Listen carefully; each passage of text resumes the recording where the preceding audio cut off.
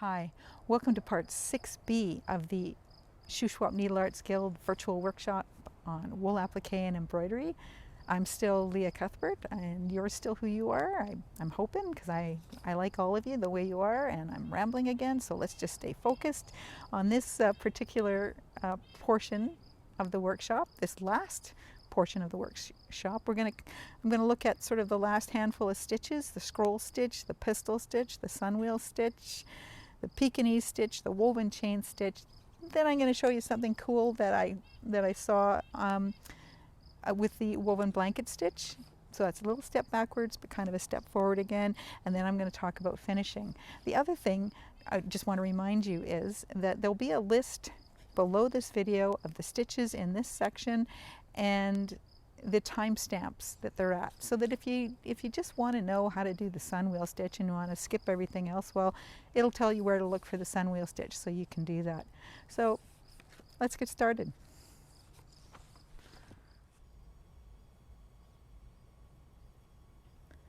Time for the scroll stitch. The scroll stitch is kind of like a pistil stitch, only not quite like a pistil stitch. Let me show you.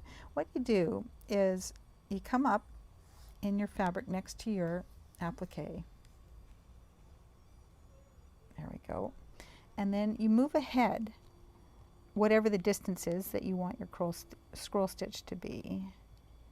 And you nip a piece of your fabric and a piece of your applique like that. And while it's sitting like this, you want to wrap your thread counterclockwise once. So I'm coming underneath my needle and just around the front like that. That's all I want to do. And then I'm holding it with my thumb so I can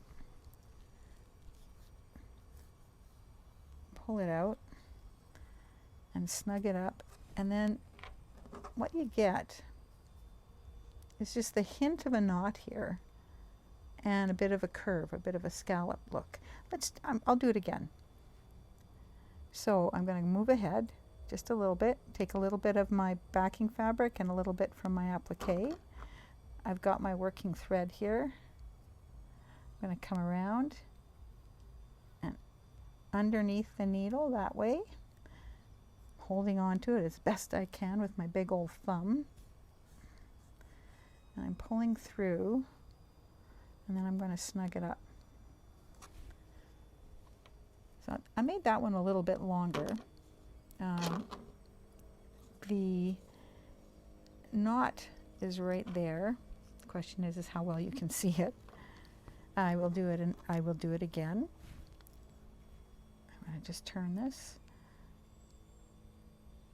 There we go.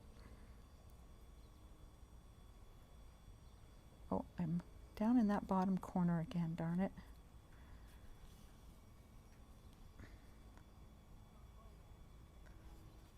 And you pull it through. There we go. So you get just sort of a slight knot at the end, whereas with a pistil stitch you end up with more of a knot, more for a French knot, because it's three wraps instead of one. So I'm going to do this one more time. Come around this way, underneath. See if I can do it without blocking what's going on. I'm pulling my thread through and then snugging it up. So that's a scroll stitch. So I'm going to go ahead and put it on my trivet. The original trivet, it's right here, and it's really hard to see actually. It's this purple, I'm sorry, I'm moving, you can't see a darn thing if I keep moving my hand. It's this stitch around that goes around the center out here in dark purple, and you can just barely see it here. Two things happened. I think I pulled it too tight, and I also think I made it too small, so you can't really get the benefit of the scroll stitch out of it. I'll do something different on the on my other trivet. So I'm back at the trivet. I've decided to do the scroll stitch around the outside of the center circle here. In the original I'd done a back stitch there, but I'm creating on the fly, as it were. So And I'm going to use this green. I know it's awfully close to this green, but I'm hoping it'll give it kind of a something more than just a flat out round circle-y kind of look. We'll see. So I'm going to pick this up, pick a piece of the bottom up and a piece of the top, and then you take your thread, take in my thread around the back and then back up around the front counterclockwise and pull it through. Sorry, my hands, my big old hands in the way there. Okay, and then snug that up. And that's my first one. And then, let's see if I can get you so you can see that. Okay, I'm going to do it again. So I'm coming counterclockwise around the needle at the bottom of it and then across the front at the top. This being the bottom of the needle, this being the top. And I just pull that through. Oh, there goes the neighborhood channel again. The neighborhood channel's having fun in the background, I'm sure. Can't go too far wrong with laughing kids. Because it's better than the alternative. Okay. There we go. I'm trying to do this. I'm sorry. I'm trying to do this so I'm not flipping it around so much, but I'm afraid it's a losing battle. I either flip you in one direction or I flip you in the other. Okay, let's do it again. Okay, let's take a look at what we're doing here. So you can kind of see what's going on. I'm going to go ahead and finish this and then we'll take another look and then we'll pick another stitch. I've made it around the circle and I just have to finish here. So I need a knot to end up right there. And really you just finish the way you started. Take a little bit from the top and the bottom, and yes, I've caught myself a little bit of the thread from my starting stitch there. Whether you do or not is entirely your call. And then I'm going to wrap it around the back and back around the front and pull it through. Put my finger on it. There we go. Okay, done. So that's the scroll stitch, isn't it? So the next stitch we're going to do is the pistol stitch, and it's a combination of a French knot and a straight stitch, and I will show you how to do that. But before, I'll tease you a bit with it, because I defy you to find the pistol stitch on here without looking at the instructions. It's here. It's this orange. It's in orange here. And I did the pistol stitch all the way around here, and I didn't like the way it looked, and so I tacked it down with a contrasting thread just to hold the straight stitch part down. So the end result for me is that it kind of looks like a whole bunch of kind of willy-nilly French knots is what it looks like. Here I am ready to do the pistol stitch. I've taken my practice fabric and I've stuck it on top of a piece of that kind of packing foam that you can get. I've got it on a little tray, and that's because when I do French knots and that kind of thing, I do like to have something to stick my needle into. Some people don't need to do that, and then there's me. So that's what's going on in behind here, and it makes it easier for me to kind of get my well, just to finish the stitch, I guess is the best way to put it. So pistol stitch, bit of a straight stitch and a French knot. So what I'm doing is I've come up here, I'm going to head out this far and bump my camera, and then what I'm going to do is, what I've got to do is wrap my thread to 3 times. I'll do 3 times around and then insert it in the fabric, and it's going into the foam because that helps me get my needle in there. And then I'm going to pull it through. You can't really see what I'm doing. There's the back side there, and it's going around my thumb. I'll pull that all the way through, and then back to the front. So there it is there. Let's do it again. It's in kind of an awkward place on my fabric. So I'm sorry that I keep falling out of the frame. Okay, let's do it again. Up, and then I'm going to poke the needle down. Actually, no, I'm not. I'm going to load the needle up. 1, 2, 3 times. You can do it however many wraps you can handle. Then I'm going to poke it down and pull it tight. Hold my finger over the whole shoot and match and pull it all the way through. And then have a look. So it's the same as the French knot in that well, actually it's not the same as the French knot at all, because with the French knot you come up and go down side by side. In this case, you come up here and you go down here. So it's actually not at all like the French knot itself, except that it's got a French knot on the end of it. So I am going to do a pistol stitch. I'm gonna do it. Actually, you know, I'm gonna tuck it in here. I'm gonna fill in these 4 spaces with a pistol stitch. I think that's where I'll put it. So I'll be right back.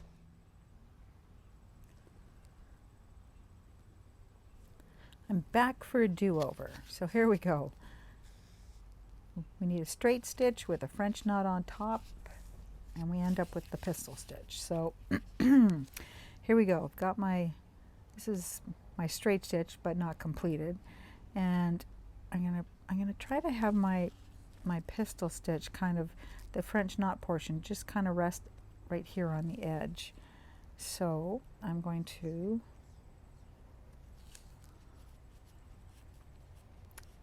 wrap the thread around my needle 3 times. And then I'm going to snug it up, pick my spot. And you know what? I went too far out. I want to come back in a bit. There we go. And of course I've got my handy dandy piece of foam in behind here, so I can poke my needle in without worrying about blunting it on the table. Holding the wraps and pulling it through. And there it is.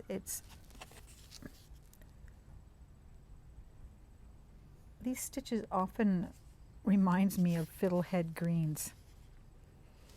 I don't know why. I guess it's the curl look at the top that reminds me of fiddlehead greens. I find them one of my favorite vegetables that I can't seem to ever find anymore. Okay. Here we go, in the middle. I'm just sort of doing and not showing. Sorry about that. There's the second one. Okay, the third one. Here we go, and I get close to the center as I can. I'm going through all the layers. And pull that up. I want it to go right there. Let's move up a bit so you can see it better. Wrap it 3 times. That's 1, 2, 3. And I'm going to put my needle straight down in there, tighten it up, and then pick the whole works up and shove the needle through.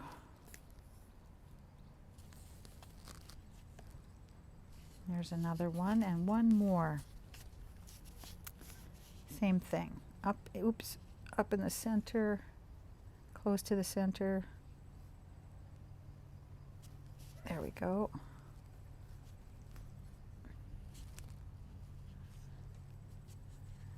I'm going to just pull back so I got a little more thread in front of me than thread on the needle. Okay, here we go. I'm going to wrap it 3 times. That's 1, 2, 3. And then I'm going to put it in between, in the middle here, between these 2 petals. Let the whole thing straighten up. I'm going to use this thread. I'm pulling this thread to make it snug. Get my thumb on the whole works, and I have a feeling that, well, we'll see what happens. And then we're going to pull it through.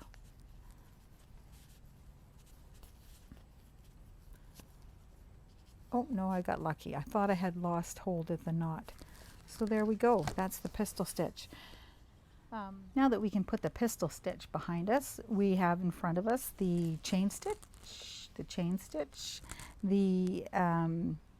Pekinese stitch that you can see right down here, and then we'll have to jump over to this so I can show you the sun wheel stitch. We still have that one to do.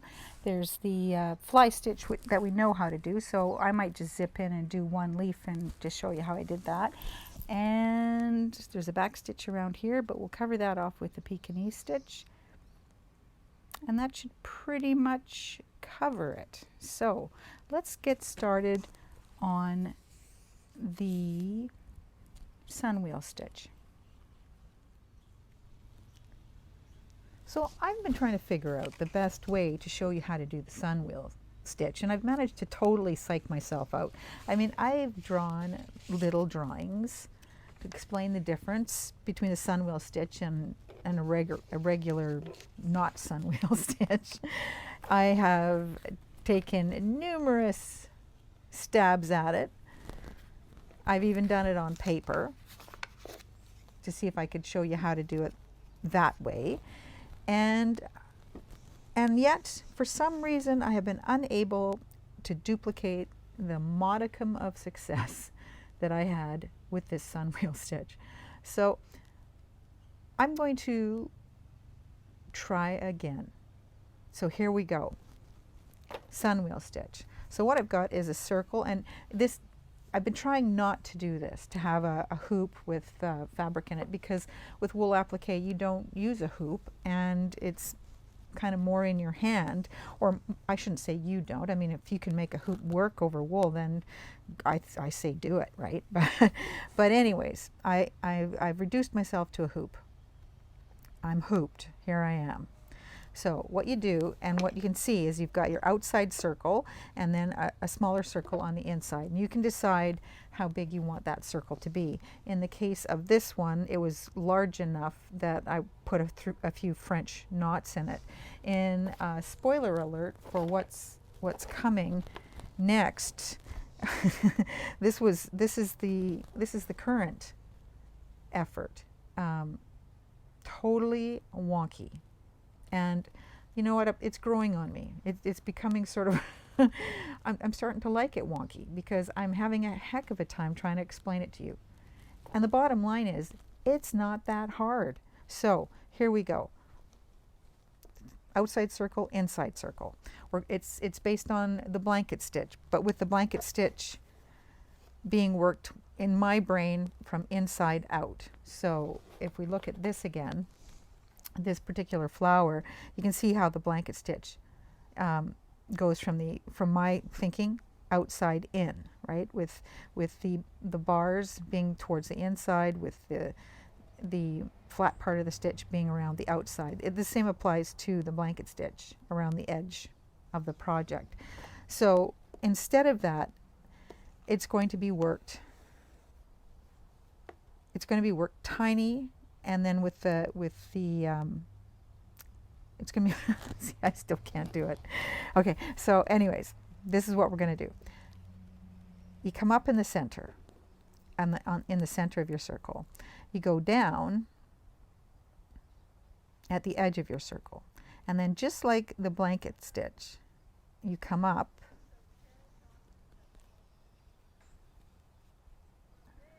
and wrap your thread around. And then you've got this first stitch. Okay, so now it's time to do another one. We're going to go out to the edge of the circle, and I'm going to try and stay on board, because that was another one of my problems with my other examples, is I kept floating off the screen. Now, it's not going to be a huge jump to where this stitch goes in. You can actually see I'm actually making it look, or hopefully you can see, it kind of looks like a pie, right? A slice of a pie. Yes, it's a food analogy. I do really good with food analogies. Analogies? Okay, anyways, we're going back in. I'm pulling it up. And then back out to the edge, making our pie shape, except, yeah, well, actually, let's just make our pie shape and keep moving it around. And it's got to move over on the inside a thread or two, or it's all just going to pile up in the one spot. So try to move it along a thread or two on that inside circle if you can, and then just just keep going. So I'm going to do another pie, and there's the inside of my circle, and I'm off the I'm off the screen again. So I'm out here, in here, wrap this around just like the blanket stitch, and I just snug that up a little tight because you could see my fabric kind of wrinkle with that. I'm going to go with it. My wool won't wrinkle like that. If you're able to get your wool to wrinkle like that because you pulled it so tight, you may want to, you probably should pull it out. Wool is a tougher thing to kind of wrinkle like this. And as this is just my showpiece, I'm going to show you my bad examples. So another pie slice, and I think that's what is working best for me, is thinking in terms of it being the slice of a pie, but it still wraps the same way as it would if it was a regular blanket stitch. Well, it is a regular blanket stitch. It's just that the top bar is very, very short. So here we go. Pie me. Here we go. Have the thread come around the back and up and through. And pull your tail. There we go. So that's the motion that I'm doing. I'm not sure, let me just pull in so that you can kind of see. If I don't know if you can tell, but there's these little, and I keep moving it over to the wrong spot. The stitches in between here are very small, and that's what's going to make it kind of throw itself off the spindles, as they were, throw themselves off kind of on an angle as they go around. So let's do it again. And I did not pull my tail off my needle like I said I was going to.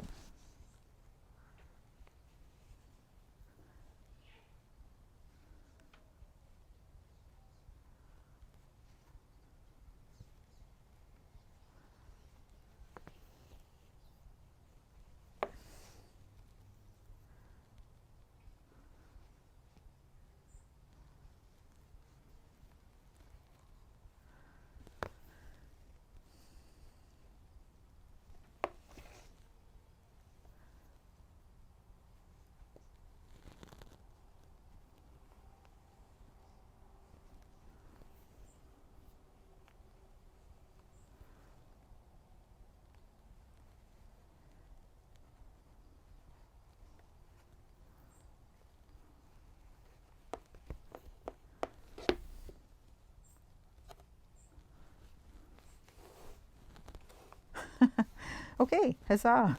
I did it. It still looks a little weird, but I think that you can see what the motion is that you start from the center, you come out. When you go back in, instead of making, because if you're in a straight line, the spacing is like, I don't know, pick a 1/4 of an inch apart. But when you're headed in, think in terms of a slice of a pie, getting that tip in there fairly close all the way around. Yeah, so I'm going to grab some wool and let's see if we can do it, if I can do it on the wool. Hang on. Be right back.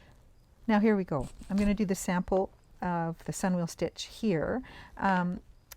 I tacked this down with, just as an aside, totally another topic, but quickly. I hand basted this down really quickly with about 8 stitches. You can kind of see them there. I used blue just because that's what I had on hand. If this was going to be my actual project, I try to make that fit in. And the reason I'm showing you this is that typically when I applique a piece down, I use a lot more stitches than just 5 or 6. But you don't have to, and that's why I'm showing you this, is that if you can get it even, you can probably put it down pretty quickly. What you want is to have this piece stay put, is basically what you want to do. And when I'm appliquing things down, part of the process for me is enjoying, I like appliquing, so I take a lot of stitches and I take my time with it. But when you're in a hurry, or if the applique portion just doesn't interest you, just a few stitches, just enough to hold it in place while you do your embroidery on top of it is really all you need. And the reason I didn't choose glue in this case is because it's such a small piece. It's about the size of a dime, and with the sunwheel stitch, it covers off quite a bit of that dime shape, and so it'd be kind of tricky for me to get glue on there so that my needle isn't going through the glue at some point or another. And so that's why I stuck with my no glue option. Now, with the sunwheel stitch, of course, there's that center circle, and I think that's been my bugaboo, is getting that into the right place. But I'm going to just do a quick little circle. I'm using a Friction pen that will erase. If I had something else, I guess I would use that too, but this, in this case, is working just fine. So here we go. Going to pick this up and start on the edge of that center circle. There we go. Go out to the edge. And so you can see that I'm going out straight, and then go in so that you've got the shape of a pie. So we're just going to get that first one, and it's hard to, I think probably the best thing is to just get that first one in, but make this end of your stitch, this area of your stitch, quite small.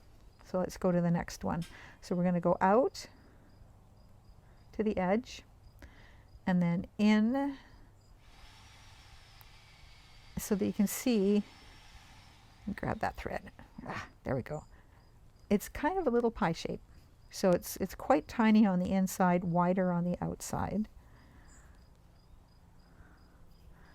And I'll just carry on around the edge here a bit. And I'll just keep making those pie shapes. Think pie. I love pie.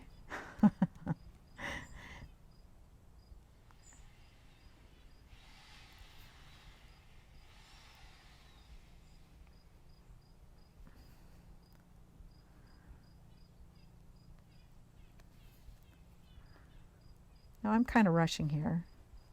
I don't really need to, I guess. I think it's just my frantic need to try to finally get this right for you.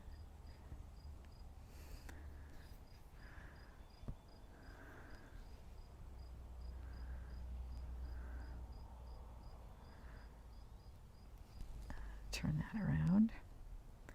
Make my little pie shape.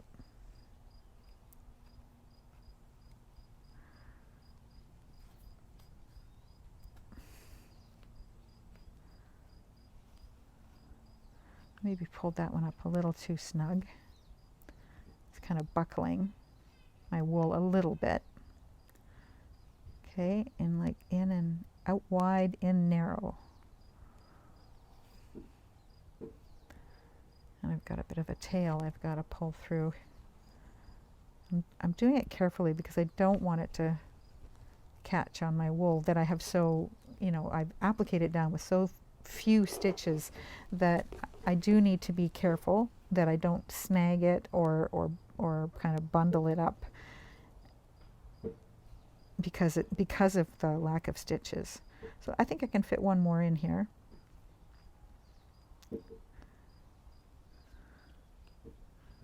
And I mean, of course I can fit one more in here, but what I mean as opposed to two, fitting two in there. There we go. And then I'm just going to go down in the center.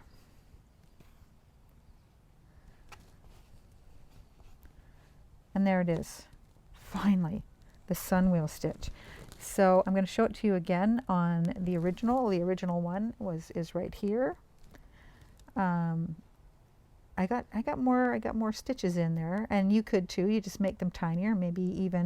You could maybe even double one on top of the other on the inside of the circle if you wanted to have more rays for your sun. And then back to this one, this one here. So yeah, this is what happens when it's really off center and you keep forgetting what you're doing in the middle of it. But like I said, I'm kind of used to it, and everyone but you, I'm going to tell everyone else I did it on purpose like that. I was going for the more organic look. Okay, so there it is, sunwheel stitch. Yay! Okay, we'll move on to our next stitch. Okay, I'd like to show you the Pekinese stitch. And what you have to do first with a Pekinese stitch is do some backstitching. So, you know, with backstitching, I'm going to try to make this fairly large. You know that you go forward, you go up, down, and then you go under. Try to make it the same length as this and this, the same length, and then go back down here. Now I've covered the backstitch, and it's a besides right now, I've actually covered the backstitch, and it's a pretty straightforward stitch. So I'm just going to do this quickly.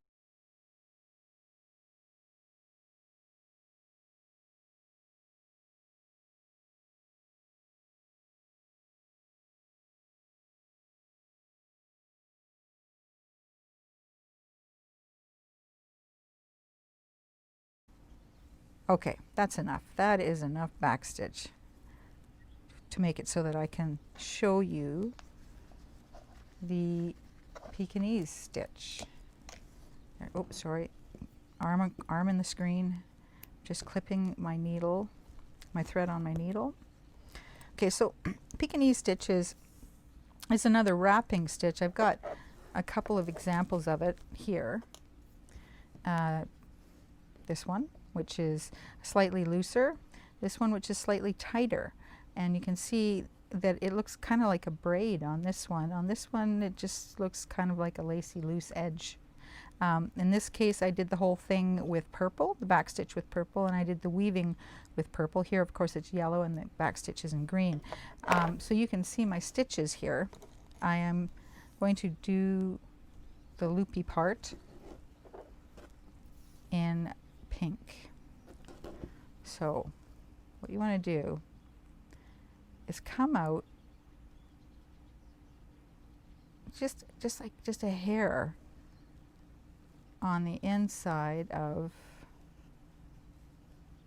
I don't know, can you see that? I came up just sort of on a hair on the inside. Oh, and the other thing you don't want to do is, that was too far out. You want to come up right beside it. There we go, that's better. Can you see? There we go, that is better. So that's where you want to come up. And what you do is, it's done in twos. So you skip this stitch and you go up through this stitch. And then you come down through the one you skipped and come out over top of your stitch. I better do that again. So here's, we've come in this, I've come down in this one. I went up and then down, so now I want to skip this one and go into this one. So up that stitch, and then down in this stitch, the one beside it, and then we skip this one and go up the next one.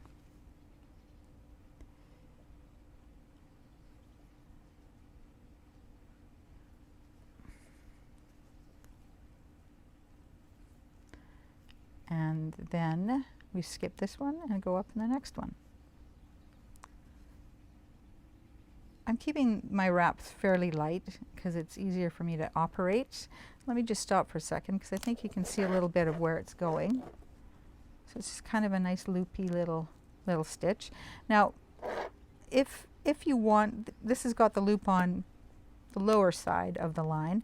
If you'd like to have your loop be on the upper side of the line, I turn it over because then it's on the lower side of the line, and I can work with that. So how I do that is, I'm going to pretend that I'm starting over again. So actually no, I'm not. I'm going to use it this way. So here's the last stitch I worked. I'm going to skip that stitch and I'm going to go up through this stitch. That looks a little weird because I quit midstream. I wouldn't sort of recommend that. So I'm up here and I'm going to come down here. Just get some more thread length. And then I'm going to skip this one and go up into this one. So I'm up there. Now I want to go down into the one that I skipped, which is that one there.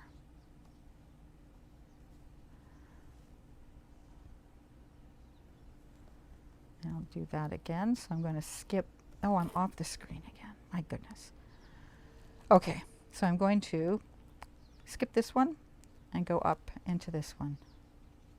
And come down into the one that I skipped and go over top of the thread that I just crossed over. And one more time.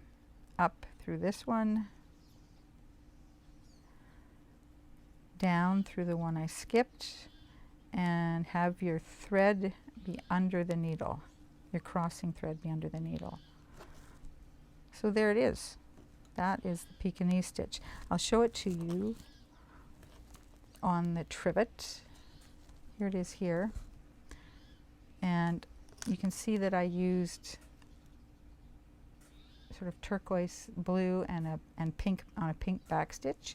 I made it quite lacy. I didn't snug it up tight on that one.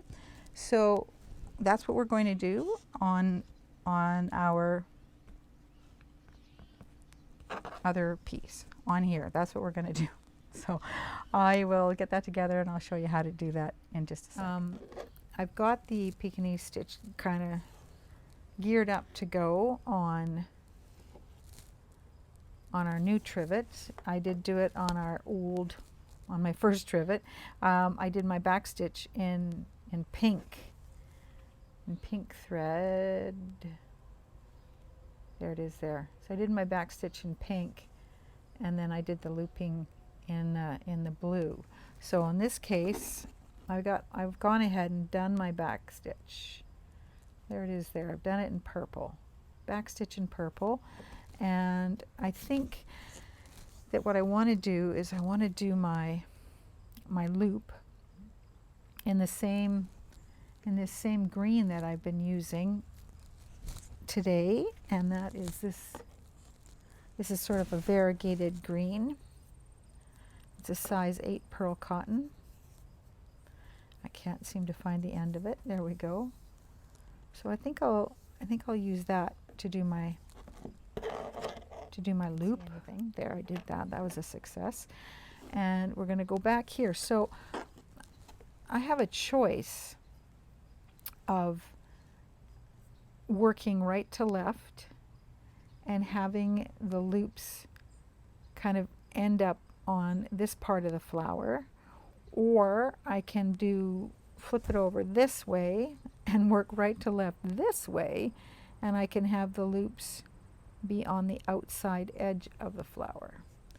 So I think what I want to do this time, like in this case, with this one here, I worked this way. I worked so that right to left in this direction, so that the loops would end up on the outside of the flower. I think just for comparison's sake, I'm going to do it the other way and have my loops end up on the inside of the flower. So we'll just see how that looks. That means I want to turn it back around and have the work on top. I also need to find where to start here. There it is there. So I'm going to start right there. Now it is hard to see. So it works just the way it did on my practice round. So I need to skip 2, so that's 1, 2, and I'll go up in that second one and pull my loop, and then I want to go down in the stitch that I skipped, and there we go. Come over top of my thread and then pull that up snug, and then we'll do it again. So I came down and in this one. So I'm going to skip this one and go up in the second one.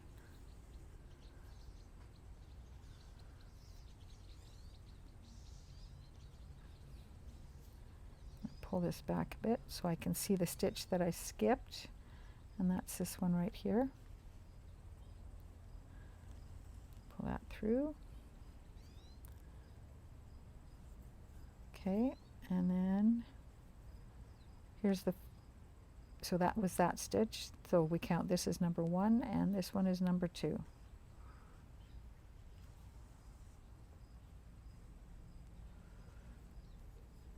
And I'm trying to kind of leave this loop roughly the same size after that stitch on all of them so that I get a relatively even bit of a lacy look on the inside. You can pull it tight if you'd like to, and that gives kind of a totally different look. Something you can have a go at on your own. So it came down from this one. Sorry, I've got light flashing now, down through that one.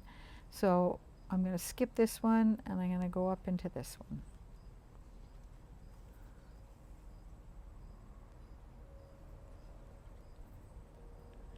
I'm going to go down through this one.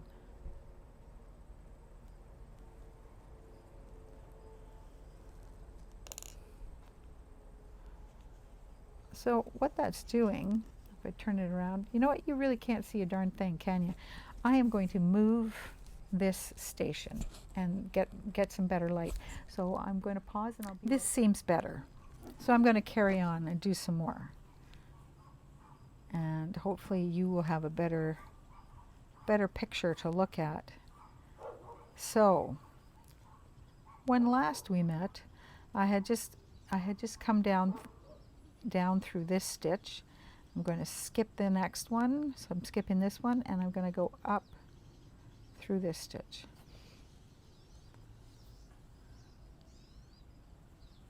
And then I'm going to go down through the skip stitch. Like that. And then count that one that I've already done and skip it, and then this is the next one.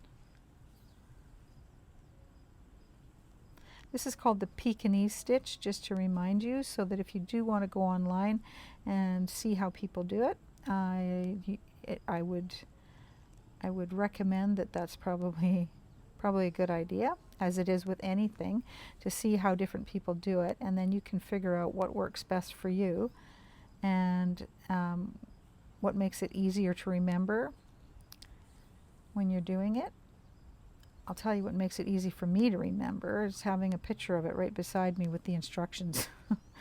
That's how I remember these things, actually. I kind of pretty much do this with an embroidery book on my to my right over here.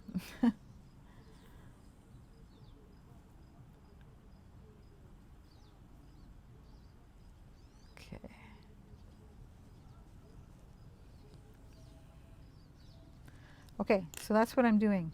I'm going to finish this off. I'm going to go all the way around, and then I'll come back and we'll see how it looks. It's a new day, and I finished my Pekinese stitch. The first example, you can see this is the one that kind of fans out around the outside of the flower. And then the one I was working on yesterday, it kind of sits up against the flower. Now, and goes towards the center. So you can see that you get two pretty different examples here of the same stitch, depending upon which way you work it.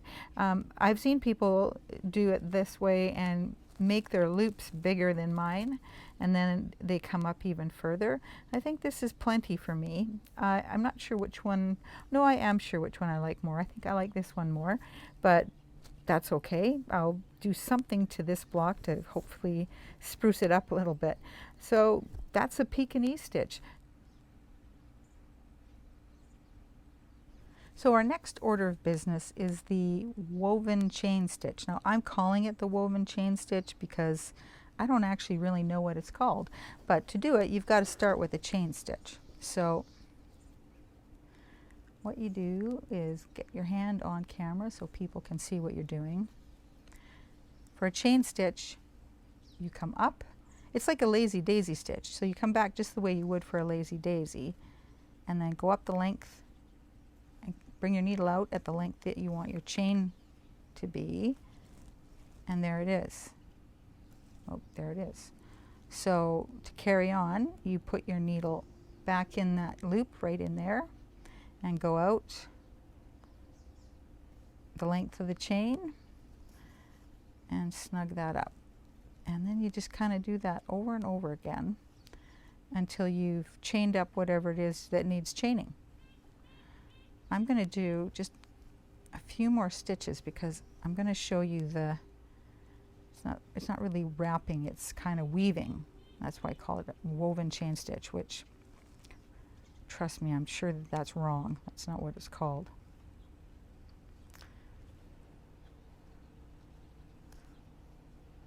Okay, I think I'll do one more stitch, and then I'll ditch this light pink thread.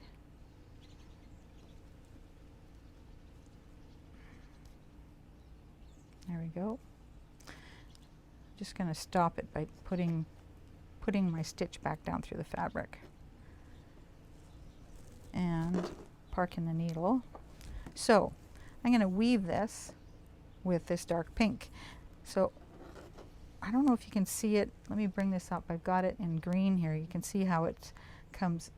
It's coming up and then down, and then up through the fabric and then down through the fabric. So it's weaving through every two stitches. So let's do it. So to do that, I'm going to come up in the middle of this one and down in the middle of the one right beside it. And then I'm going to come up in the middle of this one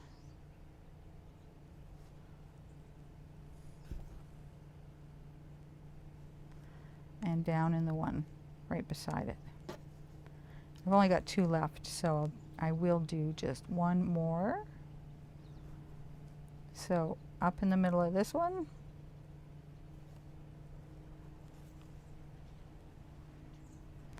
and down in the middle of this one.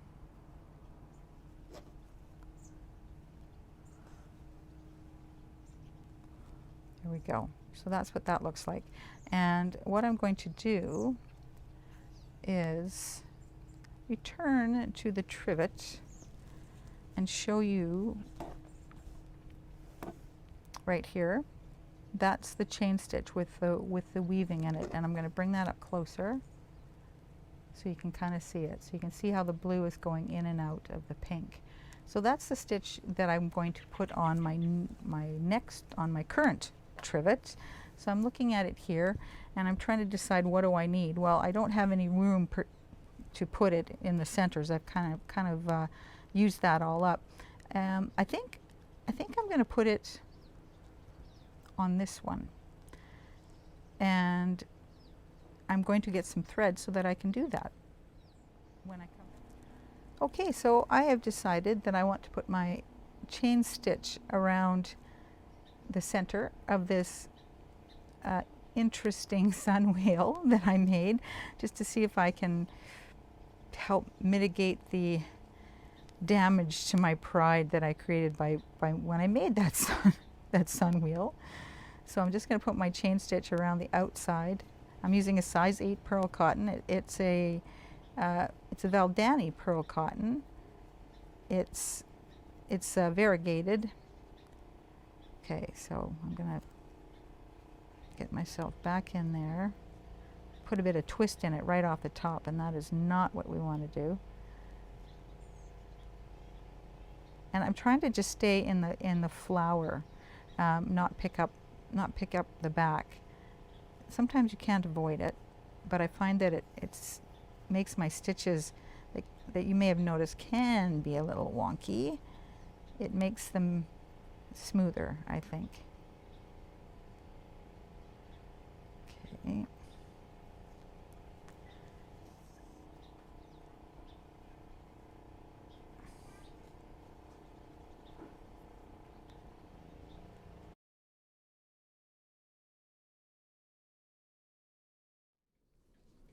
When last we met, I was working on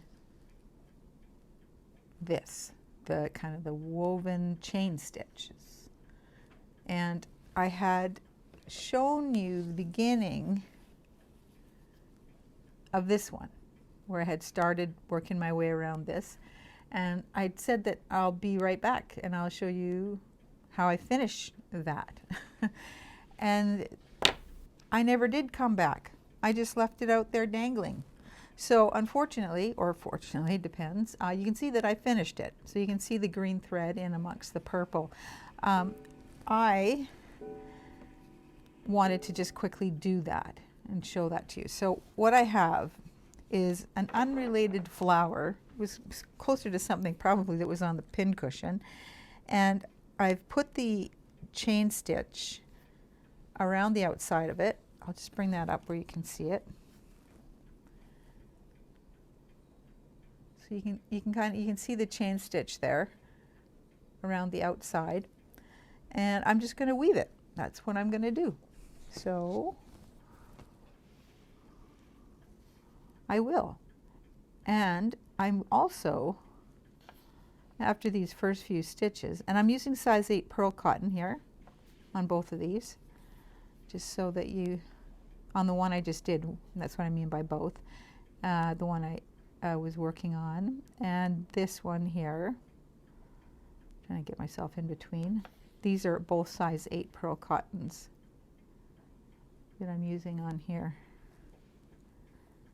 Let's see if I can get up a little closer. So you can see that I'm just going in and out, just like I did on the practice sheet, doing the same thing.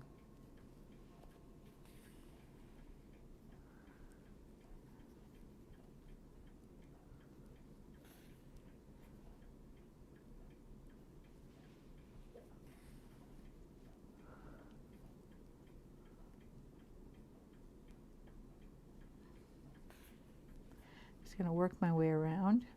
Just about done.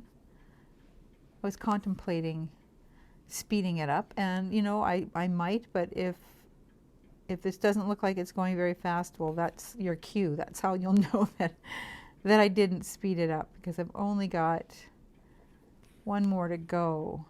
And you can see from this that I've been coming up one stitch, down in the next. So that would mean coming up in this stitch here.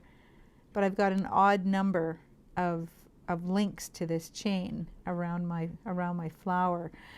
So what I do when that happens is I go up in the stitch I'm supposed to go up in, and then I try to go down in the stitch that already has it. You know, it's already got a stitch, but I try to go down, and in theory keep it from bumping into each other. And I think I did okay. I can't really tell. I did accidentally pull this tight. And why did I accidentally pull it tight? I'll show you why.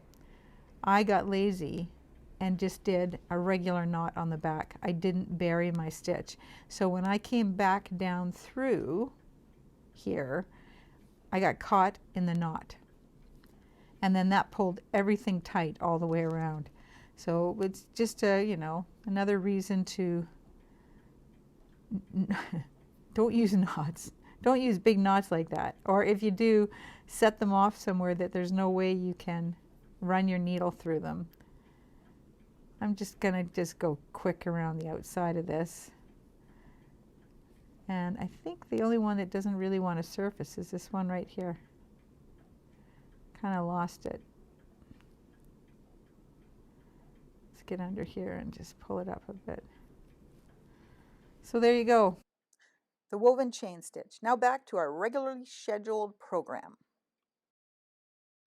On the new working copy, the one I've been kind of messing around with as we've been doing all these stitches, I did a woven chain stitch around the center here of this petal, of this rather sideways sun wheel.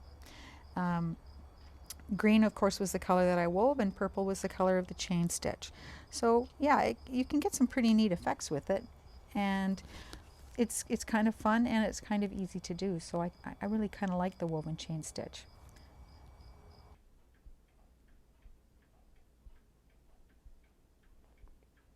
So I got down to my kind of last flower that didn't have anything around the outside, and that was this orange one. And I was having trouble kind of trying to decide what to do about that, if anything. And at one point I actually just stopped and thought, no, you know what, I'm not going to do anything. I can never leave well enough alone. It's just not in my makeup. So I decided this was the perfect time to try out some of the wrapping stitches that we were looking at in terms of blanket stitch wrapping. And just to refresh your memory, I'm going to show you this chain stitch here, the way it turned out. And I think that that is what I want to have a go at. So I'm going to try and work this chain stitch around the outside of this flower. The thing that I want to show you at this particular second is that if you look at the flower, and I'm going to just take a moment and zoom in, so hang on. I think you can see this. With the flower, you can see that there's this very light indentation for the petals as you go around. And I decided the easiest way to deal with that was, because I wanted these to be fairly far apart, and I wanted to have at least this kind of length for these stems or whatever I'm going to turn them into. So to get my timing just right so that I could tuck it nicely into each of these little divots was a little tricky for me. So what I decided to do instead is pretend that they weren't there. So you can see why I've got space. I'm crossing over some of these. I'm just sort of handily avoiding them. But that wasn't my complete intention. My intention is that what I'll do is figure out where I finished my thread, which is right here. So, which is pretty close to, I guess it's probably closest to this one here. And what I want to do is just come up here in this space, and I'm going to try to sneak a little tacking stitch in and just tuck that in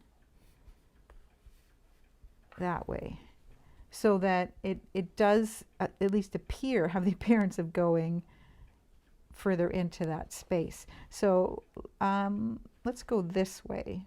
And the reason I want to go that way is because clearly I'm running out of thread, but I'd like to be able to show you this at least one more time. So same problem here, right? I'm kind of floating out above that little bit of cleavage.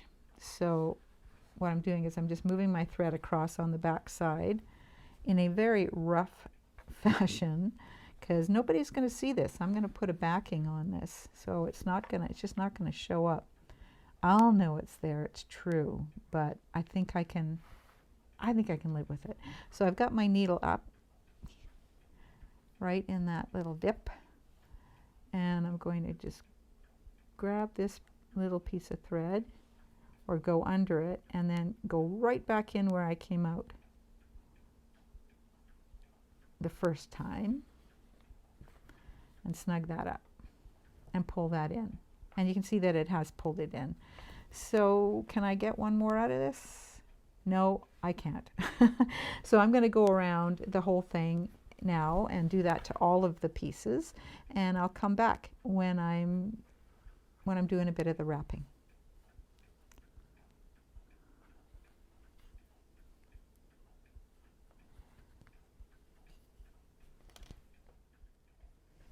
So I've grabbed some thread just to see, what I might like to go around the edge. This thread here is what I have currently on the needle. It's what I did the initial blanket stitch with, and I just want to kind of wrap it around a little bit just to give me an idea. And actually I think that will work, but On the other hand, let's just take a look at one here that's a little darker. These are all size 8 pearl cottons. This one's a different, kind of a different tone, different green. And up here, the green, it just seems to disappear into the black. So I don't want that. So I'm going to move that one out. This one's kind of tempting because it's only, well, I guess it's quite a bit darker, but it's not, but when you get right down to an individual thread, it's not a whole lot darker than what I've got going on here. And at its darkest, it will show up. It will show up against the black. I'm still kind of not convinced though. I've got this, okay, this is kind of neon green. It's got to go. Now this is another dark one that's greens and blues, and I think I'm going to run into the same problem with these green tones. These darker green tones are going to disappear into the black, and that's okay if that's what you're going for. I'm going to move that one out of the way. Then I just wondered again about just going ahead and doing something completely different and using some purple. Now what I need to do is, let's just separate a bit of this and kind of run it against the green and the black and see what we can see.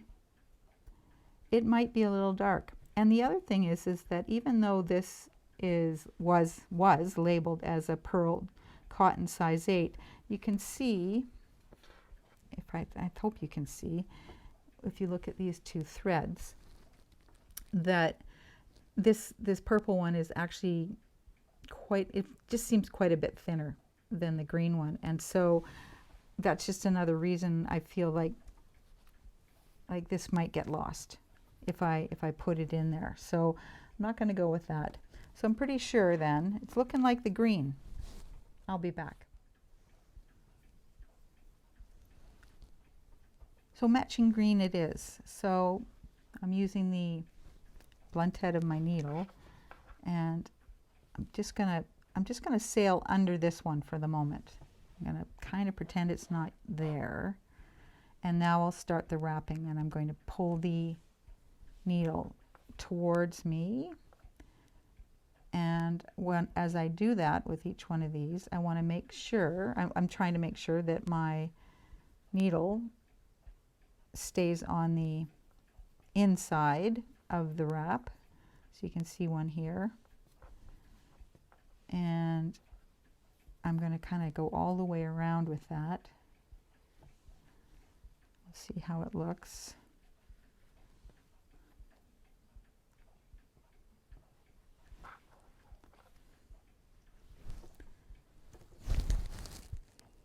So it's looking kind of neat actually, just out this way. It kind of collapsed on me at this end though. I'm not quite sure why, but it did. But yeah, I think I'm going to carry on. I'll do that and I'll be back when I'm done. I just wanted to come back and show you how it continues and how I'm doing this, how I'm quite liking how this looks. And to have it finish up here near the tip of the little stem, I'm keeping the yarn right near the stem. So I'm pulling it up close to the stem like that, so that it'll stay on the outside. We'll just carry on. Okay, I'm just back here to where I started. Let's do that one. So the question is, how can I get these two or three to sort of pull out the way the other ones on the other side have? And I think for starters, what might help is if I try to grab this thread here where I started underneath Get that in there. I started out by just going underneath this line, and then I didn't start wrapping until the next one. So what I need is a way to bring this piece, this little bit here in this tiny little corner right there. I need to bring it up, and that'll help. It still looks a little funky, but I think it helps it out a bit. And then I'm just going to knot it off there. I'm going to go underneath here, underneath this bar here, and pull my thread through and see how it looks. It looks kind of cool, doesn't it? It kind of reminds me of a saw blade, but that's all right. Yeah, I think I like that. So another use for the wrapped blanket stitch.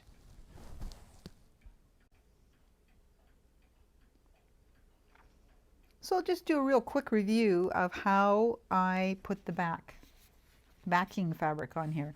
And under full disclosure, I'll let you know that I actually had this already all sewn down, and I had the blanket stitch already around the outside. You may have seen little peaks of it as we finished off the last few stitches. And then I went looking for my footage in the Great Unknown, which is also known as my hard drive, to see if I could find the footage that showed you quickly how I did this. Couldn't find it. So I dismantled the whole works, which actually was good because it gave me the opportunity to put this edging around outside, so it wasn't a total dismaying event, but it still left me without that footage. I'm sure that because it's a square, most of you aren't going to have a real problem with it, but then again, if you've never done this kind of thing before, you might just have a problem. Now, of course, the easy answer is to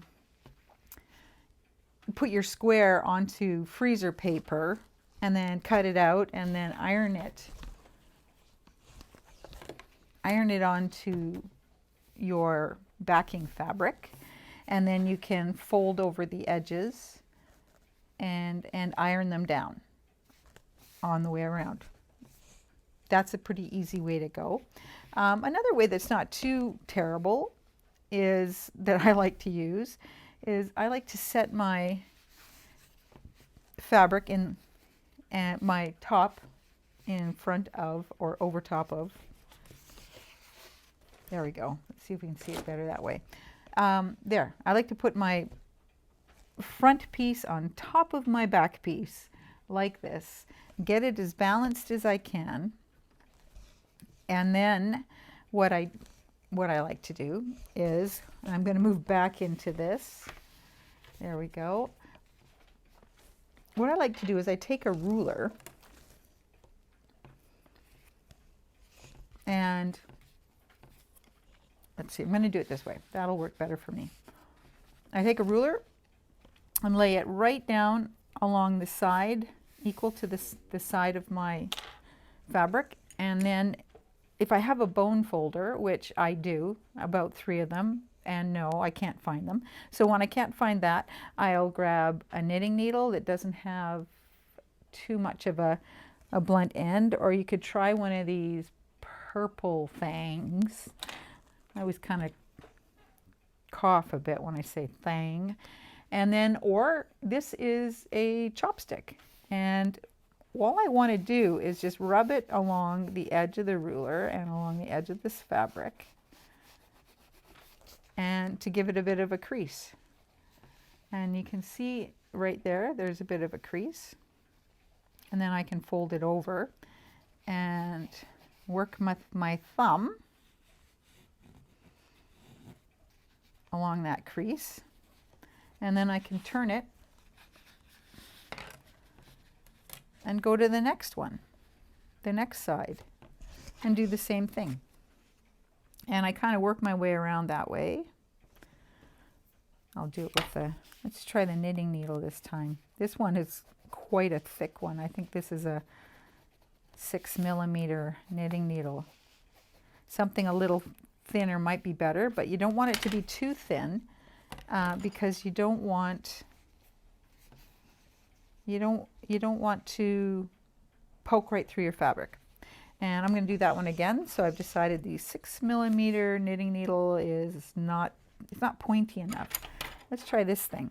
I'm going to use the square end of this purple thing, which I think will actually probably do the trick, because it's not going to break through my fabric and it is going to give me a nice crease. And it did. So I can fold that over. And then carry my way around. So I'm just going to swap this one out back to the one that I actually had on the back. And that's what I did, was I went around and creased it down all the way around. Here, let's just flip the corners out. I did a little miter on the corners. But I started off first by, let me put this back in here. Okay. What I started off doing is, before I got them folded over really tight, but you can see this spot right in here. I think you can see it from where you are. Take my ruler and run it diagonally along there, and let's put a crease along there. And then I can fold that over. And then I can fold this over. And this is where having a mitt full of pins or these clips, wonder clips, I don't know, I just feel like I need to say that about them. It just always comes out that way. Wonder clips. Sorry. Okay. And then I'll just clip it down like that. And then work my way around. And then once I have worked my way around, if I want to, and I might, it depends, I might hit it with an iron at that time, because that'll just sort of seal up these creases so that they stay the way they're supposed to stay. So iron it down and then pop this back on top. And when I you could do this two ways. You could just pin it or clip it and then go around it and just do the blanket stitch all the way around. I think that in my case, well, I guess yeah, that'll work, but I'm still want it to be a little more fastened. On this one, I did what I did, and it's almost impossible to see, but I did a little tiny whip stitch with a dark, very dark, thin thread. So either a 50 weight, 60 weight, 100 weight, whatever you've got that is kind of a cross between the black on the top and the dark on the bottom. I went with the dark on the bottom and I whip stitched it down.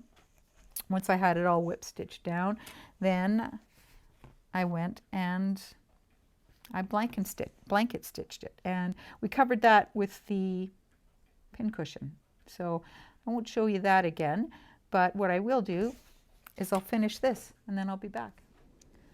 So here's the original trivet. This is the one that I did, that I based the pattern on. I based all the stitches on this trivet, and I went back after the fact. I did the blanket stitch around the outside, and I went back after the fact and did some wrapping all around the outside, so you can just kind of see this little bit of purple. If you look at it flat on, you can maybe see a little bit of what's going on there. So that's how I dealt with that one.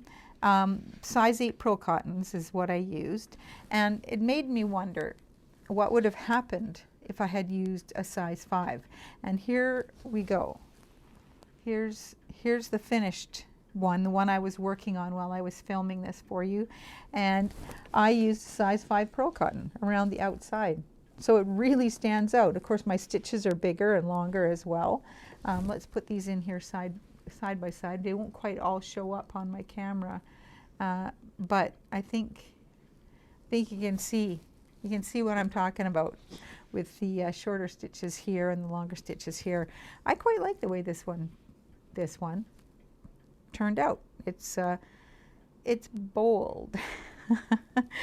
And this one is more understated on here, a little more understated, except for in areas like this where it was barfing out French knots.